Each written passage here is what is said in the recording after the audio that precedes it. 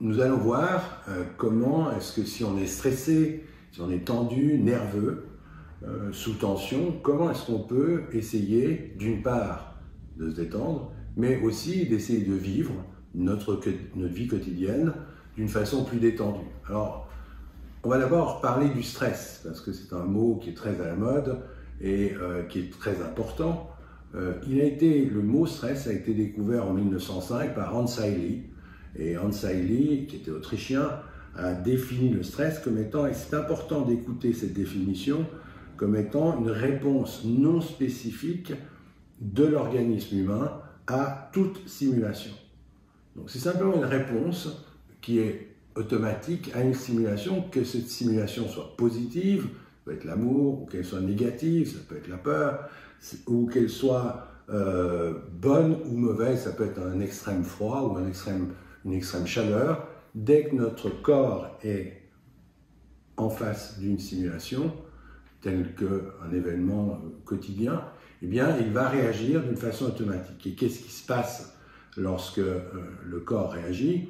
Il met en branle un système qu'on appelle le système HPA, ça veut dire hypothalamus, hypophyse, surrénale, les glandes surrénales qui sont ces glandes sur les reins, et tout ce mécanisme-là va faire en sorte que le corps va se préparer à réagir, et tout ça va à une vitesse évidemment subsonique, et c'est là on voit que la mécanique purement corporelle est passionnante.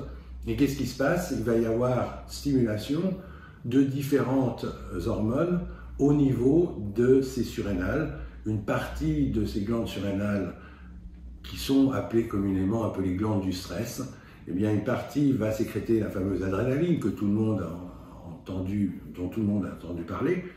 Et cette adrénaline, elle va faire qu'on va avoir une contraction des muscles, une contraction aussi des vaisseaux sanguins, alors les artères, ce qui veut dire que ça va augmenter notre tension artérielle, mais aussi on va avoir une contraction du système lymphatique, du système veineux, et on va avoir donc une augmentation du pouls, de la tension artérielle.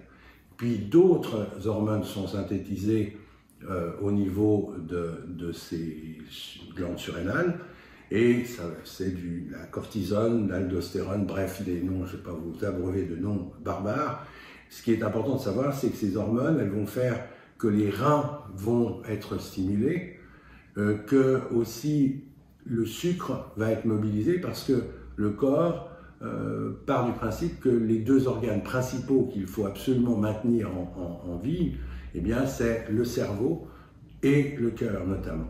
Donc ça veut dire qu'on va avoir une mobilisation du sucre dans notre corps parce que le sucre est le nutriment principal de ces deux organes. Et s'il n'y a pas assez de sucre, eh bien le même corps va mobiliser des graisses.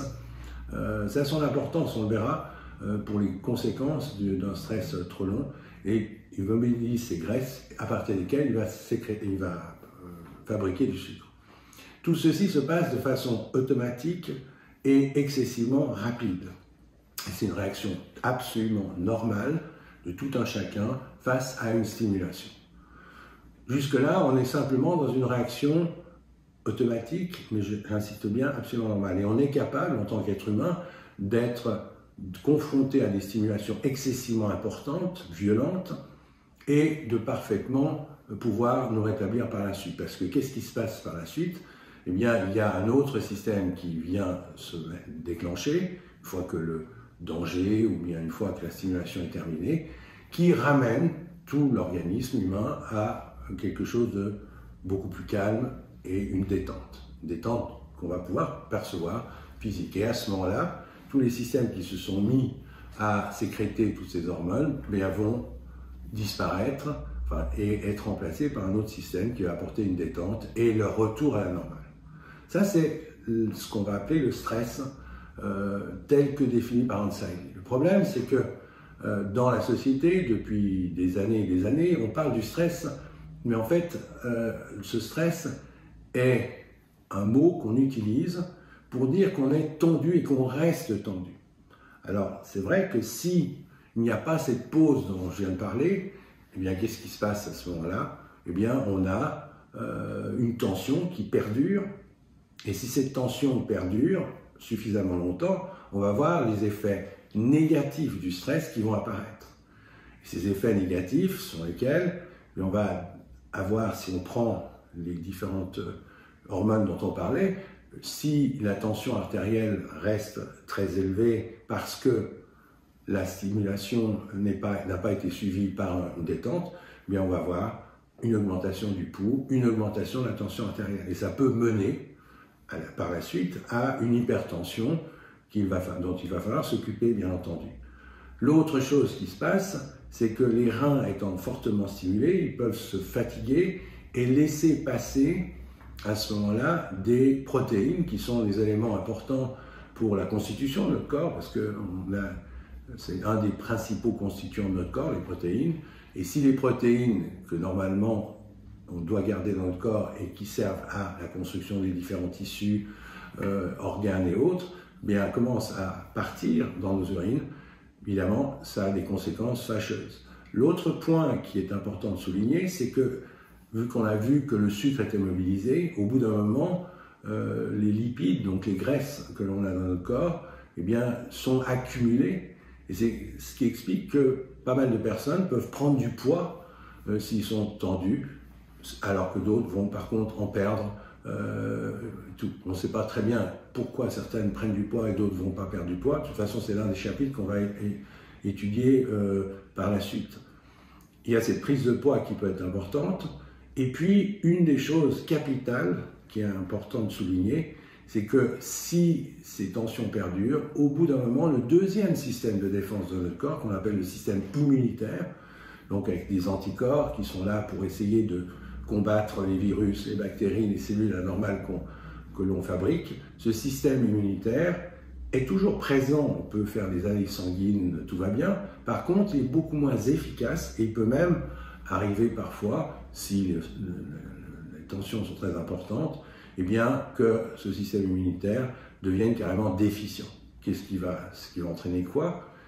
Bien, le fait que des virus vont pouvoir à ce moment-là donner libre cours à ce qu'ils sont, c'est-à-dire on va tomber malade et souffrir de différents troubles liés à ces virus, mais ça peut être aussi des bactéries qui vont pouvoir envahir le corps avec toutes les infections bactériennes que l'on connaît, et aussi, puisque notre corps fabrique tous les jours, grosso modo, quelques cellules anormales qui ont un potentiel de développer un cancer, eh bien ce système immunitaire qui n'est plus efficace, donc il ne peut plus nettoyer ces cellules anormales en les détruisant, eh bien il peut y avoir des maladies importantes qui peuvent se développer.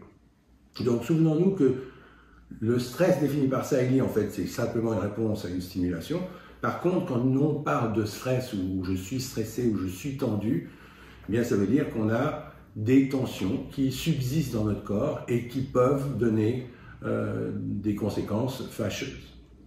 Ça, c'est la chose principale qu'il fallait connaître sur cette. Maintenant, il y a ce qu'on appelle le cercle vicieux du stress. Parce que vous vous rendez bien compte que si on est tendu déjà et qu'on n'arrive pas à amener ces moments de pause, donc de relaxation à travers notre vie, eh bien, étant tendu, on peut tomber malade, comme on vient de le voir, ce qui rajoute évidemment du stress à notre corps, et tout ça va accélérer les processus de vieillissement, les processus d'intoxication, et a des conséquences excessivement fâcheuses. Donc, plus on va être stressé, plus en fait le stress va s'accumuler, et c'est ce qu'on appelle le cercle vicieux du stress. Alors, une autre question qu'on se pose souvent, on dit oui, mais il y a le stress positif. Alors, le stress positif, c'est une illusion c'est totalement illusoire. Quand on parle de stress, on parle de tension. Alors, il ne peut pas y avoir une tension positive et une tension négative. Alors, certaines personnes vont répondre oui, mais moi, si je si je travaille beaucoup, il y a des moments de stress positif. Non, il y a un stress où il y a peut-être alors d'une joie, une excitation, mais on ne peut pas parler de stress positif ou de stress négatif. Il y a un stress et il est forcément négatif. Certains coachs parlent beaucoup de ces stress positifs. c'est une grande tarte à la crème et je n'emploierai pas ce terme-là. Il y a simplement, à partir du moment où on est stressé, ça ne peut être que négatif. Si on parle d'une excitation parce que je me réjouis de partir en vacances, etc., ben, il n'y a rien de stress là-dedans. Il y a simplement notre cerveau qui a planifié ça et ça n'est pas notre mental, évidemment, qui intervient à ce moment-là. Alors, on se rend compte que ce qui va créer ce stress, bien, c'est quoi? C'est ce qu'on a défini comme étant le mental, l'ego.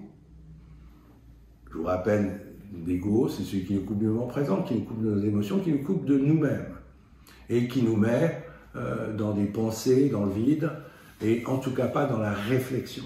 Quand on réfléchit, par exemple, à quelque chose, si on dit ben, je vais partir en vacances, je réfléchis à comment je vais le faire, je vais prendre un avion, je vais devoir avoir réservé tel hôtel, ben, on est excité, c'est une excitation, on n'est pas stressé. Ça, c'est l'utilisation de notre cerveau qui planifie et qui fait en sorte que ces vacances puissent être le mieux possible. Alors, une petite excitation, certes, mais en tout cas pas de stress. Par contre, le mental, lui, peut intervenir en disant « Ah, et attention, et si le bateau coule que je devais prendre, ou si j'ai pas l'argent, ou si au dernier moment il se passe ceci », et là, on va voir et constater par soi-même tout de suite une tension. Ce qui veut dire que le mental, l'ego, est intervenu ou intervient. Souvenons-nous toujours de cette chose par rapport au mental, qui dit tension, dit mental présent. Donc le grand responsable du stress, eh bien, c'est notre mental. Et ce mental, eh bien, crée immédiatement une tension très claire qu'on peut parfaitement ressentir dans notre corps. Et ce mental, malheureusement, il domine beaucoup notre vie. On est tout le temps en train de, non pas de prévoir, mais de penser dans le vide à ce qui pourrait se passer, ce qui va se passer certainement si, ou j'aurais dû, et ça, c'est ne pas être dans le moment présent. On sait que c'est une des caractéristiques du mental. Ne pas être dans le moment présent, ça veut dire, évidemment, être tout le temps dans le futur, avec une tension très certaine. Prenons un exemple de Jacques qui est un employé de banque avec beaucoup de stress, dit-il, parce qu'il a une surcharge de travail. Jacques a 45 ans, il a un poste assez important dans une banque, doit traiter différents dossiers, voir des clients, et me dit, ben, moi je suis complètement stressé, je suis tendu, j'ai de la peine à dormir, j'ai des difficultés de sommeil, j'arrive à la fin de la journée complètement épuisé, et puis je suis constamment sous tension de par le travail que je fais. En lui posant certaines questions, je lui ai dit, mais bon, est-ce que vous arrivez à, par moment, déjà vous poser, vous relaxer? Il me dit, mais non, c'est totalement impossible, dans une journée de travail, je suis constamment sous pression, de par, finalement, le travail que je fais. Et j'ai demandé, mais qu'est-ce que ça veut dire, sous pression, sous tension? Il dit, je suis tout le temps en train de prévoir ce qui va se passer, de prévenir, quand je traite des dossiers délicats, d'essayer de réfléchir à ce qui va se passer. Je lui dis, est-ce que là, quand vous êtes en train de réfléchir, vous êtes tendu? Il dit non. Mais souvent, par contre, je pars dans des scénarios qui sont compliqués et je me rends compte que la plupart du temps, ça n'arrive pas. Mais je ne peux pas m'empêcher, finalement, d'être tout le temps un peu dans le futur, avec en plus cette tension liée au fait qu'il faut que je sois performant, il faut que je sois efficace dans mon travail et tout. Et c'est ce qui certainement m'épuise et me fatigue. Alors Jacques a parfaitement raison. Il fait bien la différence entre les moments où il est en réflexion sur des dossiers délicats et où il y a une excitation peut-être, mais en tout cas pas de stress, pas de tension qu'il peut percevoir dans son corps, et les moments où il est avec son petit vélo, son mental, qui part et qui essaye de lui inventer des possibilités, mais qui ne sont plus de la réflexion, là. C'est purement le mental qui part dans le futur et qui induit quoi? Une peur ou une appréhension. Est-ce qu'une peur et une appréhension se caractérisent comment? Par une tension physique que la personne peut ressentir, que ce soit dans sa poitrine, dans ses épaules, et évidemment, à ce moment-là, on est dans le stress pur et dur, comme on l'a défini et comme on l'a vu tout à l'heure. Que peut faire Jacques? Eh bien, la réponse est simple, c'est d'essayer d'aller à l'envers de son ego. Et aller à l'envers de son ego, ça veut dire quoi? Eh bien, ça veut dire déjà essayer d'arrêter d'être avec ce mental qui part dans le futur, en lui expliquant ceci, en lui expliquant cela, afin de revenir dans le moment présent. Comment est-ce qu'on peut faire cela? Facile à dire, plus compliqué à faire. Bien, on va essayer d'utiliser le premier pilier de la méthode, qui veut dire éteindre le mental, afin de se retrouver dans l'ici et maintenant. Comment est-ce qu'on le fait? En portant son attention à son corps physique, en portant son attention à son corps sensoriel. Qu'est-ce que c'est que notre corps physique? Ben, c'est les différentes parties de notre corps. Et moi, j'aime bien les orteils parce qu'on peut bouger ses orteils dans ses chaussures en gardant les yeux ouverts. On peut le faire donc au bureau, et Jacques a commencé à le faire au bureau, en bougeant ses orteils, afin d'essayer de reprendre contact avec ce moment présent dès qu'il commence à partir avec son petit vélo dans le futur. Alors, on peut aussi utiliser ses sens. Ça veut dire quoi? Ça veut dire, par exemple, si on a un clavier devant soi, de ressentir les touches du clavier sous ses doigts. Ça peut être un stylo que l'on tient dans la main en portant l'attention à la texture du stylo. Là, je parle dans le cadre du travail, mais ça peut être aussi porter l'attention aux odeurs qui nous entourent. Ça peut être aussi porter l'attention au goût de la salive que l'on a dans notre bouche. Si on est en train de prendre un café ou un thé, porter l'attention à l'odeur de ce café ou du thé et au goût de ce café et tout. On a de multiples possibilités de pouvoir essayer d'éteindre ce mental en portant simplement l'attention à une partie de notre corps ou en portant l'attention à un de nos sens. Ça paraît très simple à dire, et ça paraît même trop simple. C'est plus compliqué à faire parce que le mental, lui, il est habitué à dominer un peu notre quotidien, et en tout cas, il dominait parfaitement la vie de Jacques dans son travail. Toujours en train d'avoir ce mental qui venait lui créer ces tensions.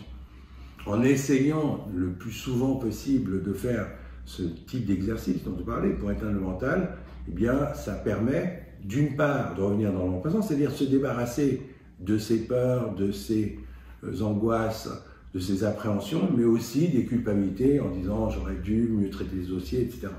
Revenir dans le moment présent est déjà une première étape que Jacques a essayé de mettre en place. Ça n'a pas été facile parce qu'il m'a dit oui, mais moi j'ai pas que ça à faire d'éteindre mon mental, je travaille et j'ai un rythme soutenu de travail.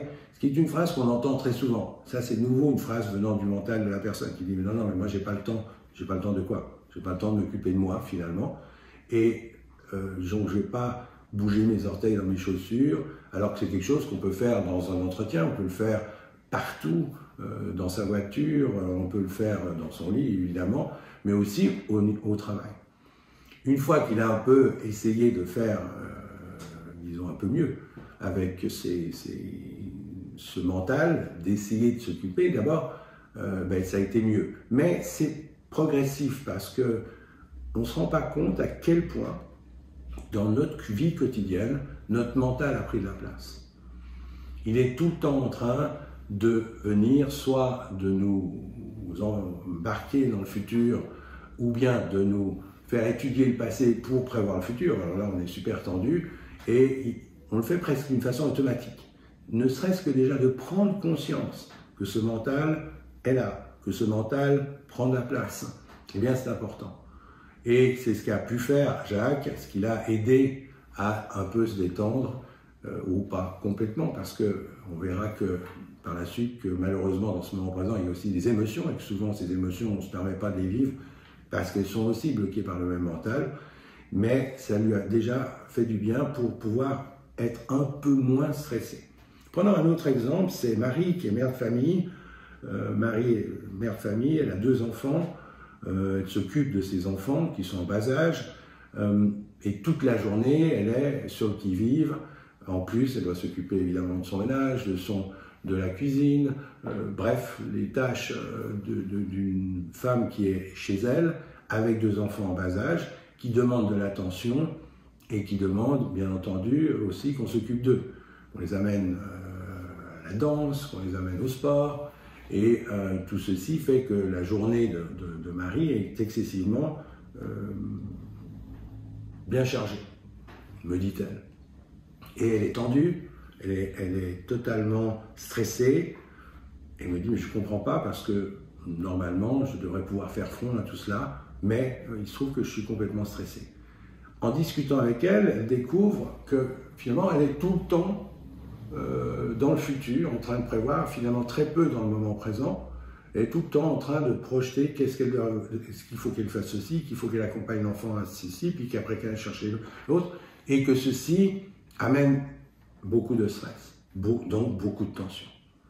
De nouveau, on voit l'effet du mental, de l'ego, qui la sort du moment présent et la met constamment dans le futur en lui disant « Oui, mais est-ce que tu vas avoir le temps? Est-ce que tu vas y arriver? Est-ce que tu vas pouvoir gérer tout cela ?» Et donc, une tension qui l'envahit et ce qu'elle appelle le stress, avec raison, je reconnais.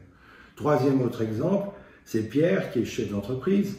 Bien Pierre, il me dit, moi je suis stressé parce que j'ai une entreprise et par les temps actuels, mon entreprise, eh bien, c'est pendant le temps du Covid, mon entreprise périclite. Je ne sais pas si je vais pouvoir réouvrir une fois qu'on sortira du confinement. Mes employés sont soutenus en effet dans leur salaire, mais je ne sais pas s'ils vont pouvoir revenir en bonne santé ou prêts à redémarrer. Bref, Pierre est constamment aussi, lui, dans le futur, avec des peurs, et bien entendu, me dit qu'il est stressé. De nouveau, comme avec Jacques, on voit l'importance et la place que prend le mental et l'ego, qui va mettre Marie, Pierre et Jacques dans le futur, dans leurs peurs, dans les appréhensions, ou éventuellement dans le passé, et on repart dans le futur. À nouveau, ça veut dire quoi? Ça veut dire que le mental prend beaucoup de place dans la vie de ces personnes, et qu'il y a un instrument, qui est le premier pilier de la méthode Hodge, dont on a parlé, c'est-à-dire éteindre son mental pour revenir dans le moment présent, à travers de ces différents exercices dont on a parlé. On peut revenir aussi dans le moment présent en pratiquant, par exemple, la méditation. Mais, j'insiste bien, la méditation sans visualisation. On peut aussi faire du yoga, mais simple, ça veut dire simplement afin de porter notre attention à notre corps physique, porter notre attention à notre corps sensoriel. Dès qu'on part avec des exercices autres, on n'est plus dans cette simple éteinte du mental, afin de revenir dans le moment présent. On peut aussi faire, beaucoup de gens vont dire, si je fais du sport, est-ce que je peux aussi éteindre le mental? Oui, bien entendu, en faisant du sport, on peut éteindre le mental, mais attention, on peut aussi courir en pensant à ses problèmes, on peut nager en pensant à ses problèmes, donc c'est vraiment essayer, si par exemple on fait de la natation, de ressentir l'eau qui coule sur notre corps, si on court, porter l'attention au bruit de nos pas sur le sol, ou du petit air frais que l'on a sur le visage s'il fait frais, ou de la chaleur auquel on est confronté. Donc c'est vraiment toujours des activités qui permettent simplement de revenir dans le moment présent, pas d'aller plus loin avec des types de visualisation dans la méditation ou un yoga beaucoup plus poussé, mais ça peut être aussi de faire de l'art, de la peinture, de la sculpture, bien qu'on peut aussi penser à nos problèmes pendant qu'on fait tout ça. Mais à ce moment-là, on ne va pas être très productif et les résultats ne vont pas être géniaux. On peut faire des massages, du jardinage, du bricolage aussi, qui sont des activités qui peuvent nous aider à revenir dans le moment présent.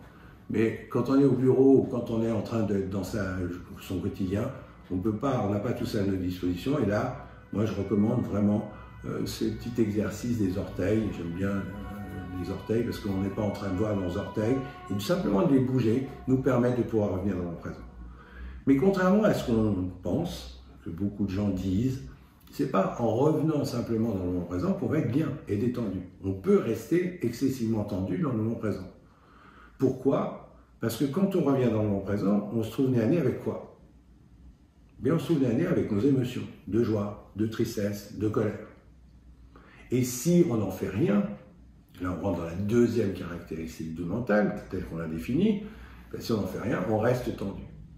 Donc il va falloir à ce moment-là reconnaître, ressentir et exprimer nos émotions de joie, de tristesse, de colère. Si on prend l'émotion principale qui anime Jacques en tant qu'employé de banque, il a eu de la peine à trouver, il m'a dit « Oui, c'est vrai que je suis très énervé par moments parce que j'ai trop de pression et donc je ressens de la colère. » Ça a été compliqué qu'il le reconnaisse parce qu'on est tous très doués pour passer par-dessus nos émotions.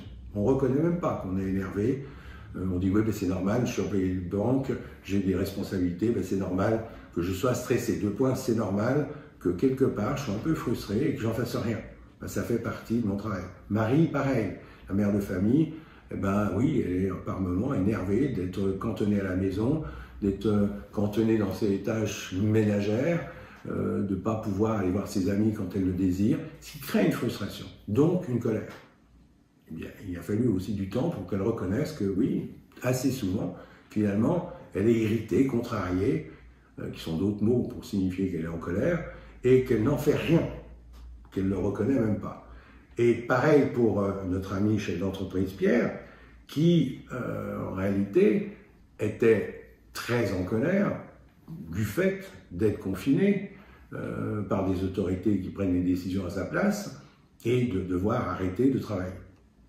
Donc, ces trois personnes ressentaient en fait pas mal de colère, mais ne le reconnaissaient pas, ils ne s'en rendaient même pas compte, et trouvaient assez normal que dans leur vie quotidienne, il y ait des moments frustrants. Oui, c'est tout à fait normal, en effet. Ceci étant dit, si on ne fait rien avec cette colère, eh bien on va créer encore cette tension, et donc aggraver le stress, ou ça va être une des raisons pour lesquelles la personne va être tendue, nerveux et sous tension. Alors il va falloir s'occuper de ces émotions. Et là, on passe au deuxième pilier de la méthode Hodge, qui va à l'envers de l'ego. L'ego bloquant la personne de reconnaître, ressentir, exprimer ses émotions de colère, eh bien, il va aller à l'envers, c'est-à-dire reconnaître déjà que l'on est en colère, pour pouvoir, après, ressentir cette émotion de colère et la vivre. Ça veut dire quoi, la vivre? Ça veut dire l'exprimer. Alors, pas devant les autres, ni sur les autres, ni à l'encontre des autres. Vivre une émotion de colère, ça veut dire le vivre pour soi-même, par soi-même, afin de se faire du bien. On verra ça en détail lors de toute cette formation, comment est-ce qu'on fait cela, mais c'est en faisant cela qu'on va pouvoir enfin atteindre une détente. Et donc cette fameuse détente que l'on cherche qui va pouvoir permettre à notre corps de se déstresser, d'enlever les tensions que l'on ressent et enfin d'apporter cette fameuse pause avec retour à la normale de tout notre système qui est là pour lutter contre le stress. Donc, mettre en application la méthode Hodge, ça veut dire quoi? Première chose, essayer de revenir dans le moment présent, ce qui enlève déjà toutes les tensions liées aux peurs ou aux culpabilités. Et ça, on peut le faire n'importe où, d'une façon très simple. Deuxième chose, si on reste tendu dans ce moment présent, c'est de se dire, ben, il doit y avoir une émotion derrière, et si on doit la reconnaître, on verra que c'est très souvent la colère ou la tristesse, mais ça peut être aussi une joie, qui peut aussi, si elle est bloquée, amener une tension. Et à partir du moment où on a fait cela, la détente va s'installer. C'est quelque chose qui va permettre à la personne de revenir dans la norme, c'est-à-dire avec une détente. Alors, si on devait conclure, je dirais que est-ce qu'on peut vivre sans aucun stress? Non, parce que notre quotidien est rempli de stimulations auxquelles on a à faire face. Par contre, on peut, si on ne peut pas vivre sans stress, eh bien on peut parfaitement vivre détendue dans notre vie quotidienne qui comporte des stress. C'est important de faire cette différence. Il est illusoire de penser qu'on n'aura jamais aucun stress dans notre vie. Par contre, on a à disposition des instruments, le premier pilier dont on a parlé et le deuxième pilier, qui peuvent nous permettre parfaitement de vivre détendu dans une vie qui comporte beaucoup de stress.